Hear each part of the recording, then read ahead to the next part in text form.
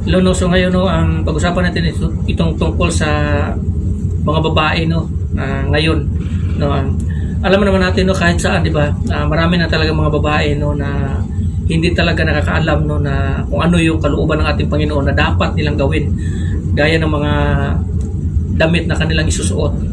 Alam naman natin kahit saan palibot na yan, sa paligid, makikita sa social media, mga babae, mga immoral, no, nakabra at saka nakapanty. Yung iba naman is ginagawang passion yung mga damit nila no na halos nakahubad na sila no at kita na yung ano nila, yung katawan nila. Alam niyo ba nung unang panahon no, ang ginawa ng ating Panginoon sa unang tao no, si Eva at Adan, nung hubot-hubad sila is nilagyan sila ng, o binigyan sila ng ating Panginoon ng mga pantakip sa kanilang katawan no, damit no. Pero ngayon tingnan mo ang mga kababayan ngayon is tingnan mo nagiging pain sila no ni Satanas kasi hindi na sila sumusunod sa kalooban ng Diyos o hindi na sila kumikilala sa Panginoon. Sa ganung paraan no, sinusunod nila yung mga nais ng kanilang laman, kung ano yung mga makapapaalab no, magpapaalab sa pagnanasa sa ibang tao o sa ibang kalalakihan na siyang dahilan na ang mga lalaki ay napapahamak, nagkakasala. Lagi nyo tatandaan na ang kasalanan, ang bunga niyan ay kamatayan. Kung ikaw ang siyang dahilan na magkasala ang iyong kapwa orang tao, maniwala ka sa akin, hindi ka talaga makakaiwas din sa kasalanan. At sa huli at sa bunga niyan, aanihin mo ang kamatayan pagdating ng araw. Dito sa sulat no na sa 1 Timothy chapter 2 verse 9, sinabi dito, ang mga babae naman ay dapat maging mahinhin, maayos at kagalang-galang sa pananamit at ayos ng buhok. No? Klaro, di ba? Klaro, dapat ay maayos at kagalang-galang ng pananamit.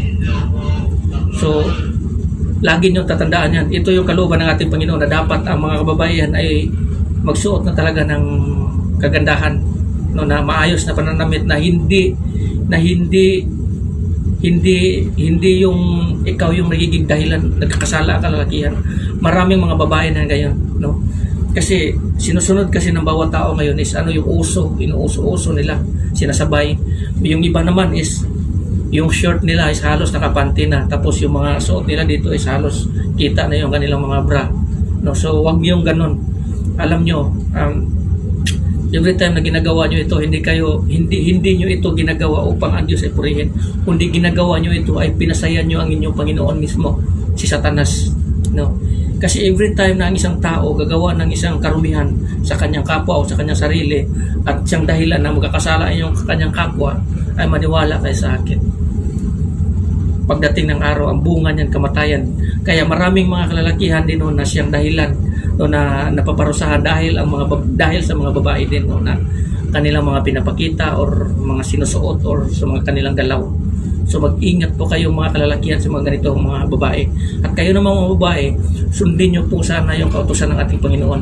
Sinabi din dito sa kasulatan ng ating Panginoon or sa utos ng ating Panginoon no, dito sa Deuteronomy, sinabi din dito na dapat ang babae ay hindi magsusuot ng mga damit na panglalaki. Ganon din ang mga lalaki ay hindi dapat magsusuot ng mga damit na panbabae. Or sa daling isalita, itong inauso-uso nila ngayon or tinatawag nila ngayon na LGBTQ or bisexual or mga gay or tomboy o ano ba yun. No, so mag-ingat po kayo sa mga ganitong mga bagay kasi lagi nyo tatandaan, kung hindi nyo alam ang kalooban ng Panginoon, sana pumunta kayo sa simbahan at lumapit kayo at magpatulong po kayo doon sa mga pastor, kinig kayo sa kanilang mga sermon or aral at magbasa kayo ng Biblia, kasi huwag nyo pong ialay ang sarili nyo kay Satanas dahil na siyang dahilan pagdating ng araw. Pagsisihan nyo yan na walang katapusan.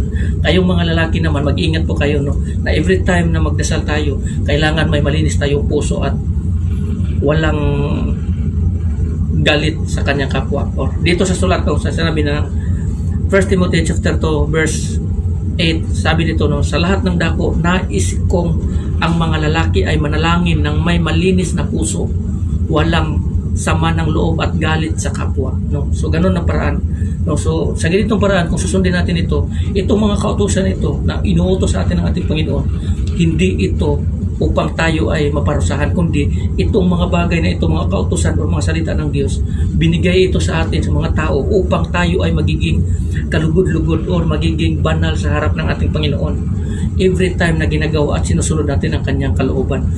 Sapagkat ngunit pag ang kalooban o mga salita ng Diyos ay hindi natin sinusunod, tayo po ay nagiging disobedience na mga ganon. Hindi po tayo magiging anak ng Panginoon. Kasi ang anak ng Diyos ay yung mga taong sumusunod sa kanyang kalooban. Pero yung mga taong na hindi sumusunod sa kalooban ng Panginoon, nagiging sumusunod yan kay Satanas. At sa katagalan, pagdating ng araw, magbubunga ang kasalanan ng kamatayan at ikaw rin mismo ang aani pagdating ng araw doon sa kaparusahan sa impyerno. Dito sinasabi no na ang Panginoon, ayaw ng Panginoon na may isa sa atin na maparusahan, kundi mas gugustuhin ng Panginoon na tayong lahat ay maliligtas. Ayaw ng Panginoon na bawat isa sa atin o kahit isang tao man lamang na mamamatay sa kanyang kasalanan, kundi mas bibigyan pa siya ng Panginoon ng pagkakataon to repent, na magsisi sa kanyang kasalanan at bumalik sa Panginoon. Kaya lagi niyo pong tatandaan, huwag niyo pong sayangin ang buhay niyo. Marami din pong mga tao no na or mga evangelist or mga preacher na hindi talaga sinasabi yung katotohanan patungkol sa holiness no or mga kalooban ng Diyos. Sundin po natin ito, no. I know na mahirap po ang pagsunod nito kasi ang sinasabi dito sa kasulatan no, ang tao na kumbaga magdesisyon siya na susunod sa kalooban ng Panginoon or susunod siya sa ating Diyos ay dadanas ng maraming pagsubok at pag-uusig, no? Kung ikaw ngayon na mumuhay ka pa sa makamundong bagay, makamundong nais, makamundong bagay na ito, hindi ka pa kumikilala sa Panginoon, hindi mo pa inaalay mo ang buong buhay mo at puso mo sa Diyos, marami kang mga tao, kaibigan, including ang iyong mga kamag-anak, kapatid, magulang, o sino man mga kaibigan. Pero sa oras ng isang tao susunod sa ating Panginoon, dadanas talaga siya ng mga maraming pagsubok at mga pag-uusig. Mawawalan siya ng mga kaibigan, pamilya, kapatid, ganito, ganyan. Maraming sisira sa iyo. Maniwala ka sa akin, malalaman nyo kung sino ang taong magiging kaibigan nyo, no, na mapagkatiwalaan nyo habang buhay dito sa mundong ito.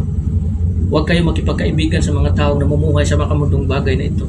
Kasi walang magagandang idudulot yan sa inyo. Walang magandang idudulot yan sa inyo kundi kaparusahan, kundi sa paggawa ng kasalanan at kahalayan dito sa mundong ito.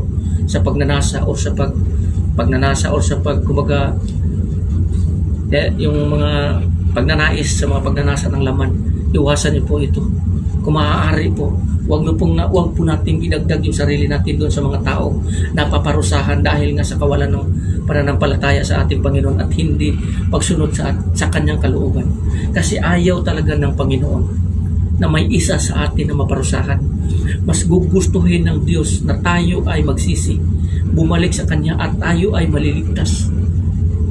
Tignan mo kung gaano kalaki ang pagmamahal ng ating Panginoon. Simula pa, no, ang Diyos pinakilala na niya ang kanyang sarili hanggang ngayon, hanggang pinadala niya ang kanyang sariling anak upang sa pamamagitan ng kanyang anak na si Jesucristo tayo ay magkaroon ng daan patungo sa Ama. Pero hanggang ngayon pa rin nagpadala pa rin ang ating Panginoon Jesucristo ng kanyang mga alagad o mga lingkod na siyang pinadala ng ating Diyos upang tawagin ang mga tao na babalik sa Panginoon kahit na may Biblia, no? Kahit may mga kasulatan na dito sana tayo susunod. Pero ang Panginoon nagpadala pa rin siya ng kanyang mga propeta gaya noon sila ni Angelica Zambrano, no, si Angelica Zambrano, si Emmanuel Aguiarco at sino pa man yun at marami pang iba no, na mga nagpatotoo sa katotohanan sa patungkol sa langit at sa impyerno, na kung ano ang mangyayari sa isang tao pag naparusahan doon sa impyerno at kung ano ang kagandahan na matatamo ng isang tao na siyang may takot at sumusunod sa Panginoon doon sa kanyang kaharian, kung gaano kasaya doon at gaano kadiliman, kung gaano kasakit ang kaparusahan na dinanas ng mga tao doon sa impyerno, sa mga oras na ang tao susuway at hindi susunod sa kalooban ng ating Panginoon. Huwag niyo po sanang idagdag ang sarili natin yun doon, kundi idagdag natin yung sarili natin doon sa mga taong mananampalataya, mga taong nabubuhay ng banal, mga taong nabubuhay ng banal sa ating Panginoong Kristo, doon sa kanyang kaharian sa langit, hindi dito sa pagnanasa ng laman at kanais-nais ng gusto ng ating laman. Iwasan po natin ito kasi maraming mga tao po talaga no, na gusto tayong iligaw. Kahit na tayo ay nananampalataya sa ating Panginoon, pero maraming mga tao no, na ginagamit ni Satanas upang subukan ka na iligaw, upang na ikaw ay namumuhay sa ating Panginoon, sa kalooban ng ating Panginoon, ay babalik ka doon sa mamumuhay uli sa kasalanan. So mag-ingat po kayo kasi every time na mamumuhay tayo sa kalooban ng ating Panginoon, dadanas talaga na maraming pagsubok. At maraming pagsubok ng mga ganito mga bagay at uusigin ka ng bawat tao, sisiraan ka, aawayin ka, mawawalan ka ng kaibigan, mawawalan ka ng pag-aas ng mga kaibigan, kamag-anak, kapatid o sino man, pero lagi mong tatandaan ang Panginoon ay laging nasa iyo. Yan ang pangako ng ating Panginoon. Sinabi ng ating Panginoong Kristo, di ba? I will never leave you nor forsake you. Hindi niya tayo iiwan kailanman hanggang sa dulo yan. Until the end of the age, I will be with you. Yun yung sabi ng ating Panginoon Kristo noong. Kaya lagi nating tatandaan, lagi tayo magiging matatag dito sa mundong ito. Itong buhay lamang nito, ang titiisin at tatapusin natin. Sandali lamang ito. Huwag po nating aksayahin yung panahon natin sa paggawa ng mga walang mga kabuluhan dito sa mundong ito na para bang may mga bagay kasi tayo, no, lalo na sa mga kabataan ngayon na may mga bagay talaga na gustong gawin ng mga kabataan. Pigilan nyo po yung sarili nyo. Kasi baka surpresa pong darating yung kamatayan, hindi nyo po alam. Tapos surpresa yung kamatayan na darating sa bawat tao, hindi kayo nakapaghanda. Wala ang Panginoon sa inyo, hindi naghahari ang Panginoon. Ano mangyayari sa inyo? Ilalayo kayo niya sa kanyang presensya. Kaya mag-iingat po tayo sa bawat nating galaw. Habang may oras pa lalapit tayo sa ating Panginoon. Habang may oras pa tatawag tayo sa ating Panginoon. Habang may oras pa, abutin natin ang ating Panginoon. Habang siya nasa malapit pa.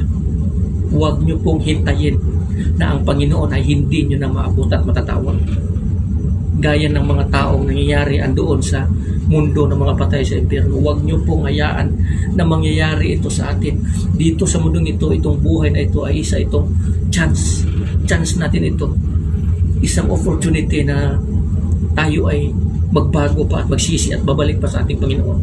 Huwag nating hantayin na darating yung araw na mamatay tayo na walang Panginoon.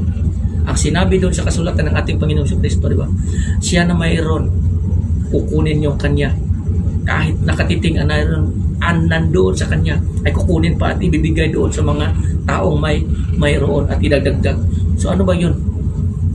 So mag-ingat po tayo, baka kung ano yung meron dito sa mundong ito na meron ka, pagdating ng araw, kukunin yun ng ating Panginoon at ibibigay doon sa mga namumuhay sa kanyang kalooban. Kahit katiting ng ngiti mo, papalitan niya ng pighati at iyak doon sa kaparusahan. So mag-ingat po tayo. Ganyan ang mangyayari sa tao dito sa mundong ito pag hindi tayo magsisisi. So babalik tayo sa ating Panginoong Kristo kasi dito sa mundong ito walang ibang pangalan na ibinigay ng ating Panginoon kundi ang ating Panginoong Kristo. Ang pangalan ng ating Panginoong Kristo ay siyang magiging daan patungo sa Ama, ay siyang magliligtas na bawat tao. Ang ating Panginoong Kristo lamang. Ang sinabi ng ating Panginoong Kristo, I am the bread of life, I am the door, I am the way, the life, and the truth. Yun yung sinasabi ng ating Panginoon Kristo. Kahit na maraming mga tao nangangaral na taliwas sa mga nakasulat dito sa Biblia, lagi nyo pong tatandaan, ang Biblia po ang lagi nyo susundin at hindi yung mga nangangaral na taliwas or binabaluktot nila yung mga katotohanan na nakasulat sa Biblia at ino-opposite or hindi nila sinusunod. Kasi mas sinusunod nila yung mga pangaral nila kaysa dito mismo sa Biblia. So hanggang dito na lang. Maraming salamat yan. God bless everyone. Amen.